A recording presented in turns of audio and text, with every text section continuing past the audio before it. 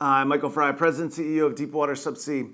In this episode of The Daily Grind, I talk about how the perfect storm's coming, and that perfect storm is going to shut down the industry. Let's get into the show. Seeing the big picture.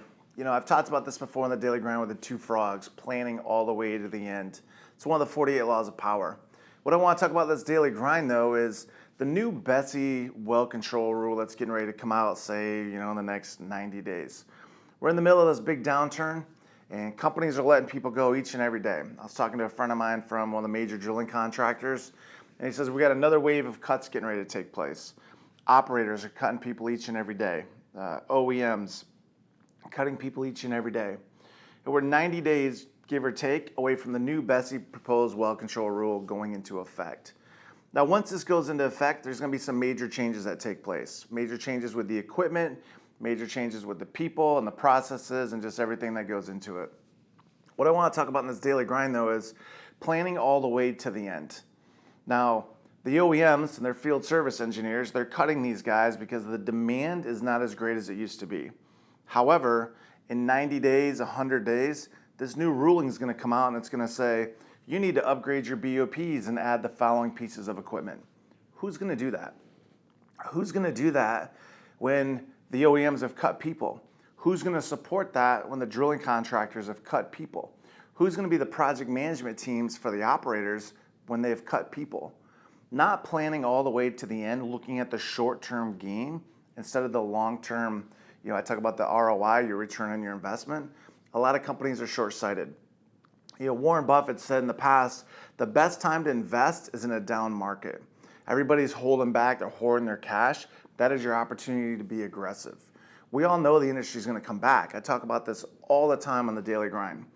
What concerns me, though, is we have this perfect storm getting ready to take place. New well control rule coming out, changes to the blowout preventers.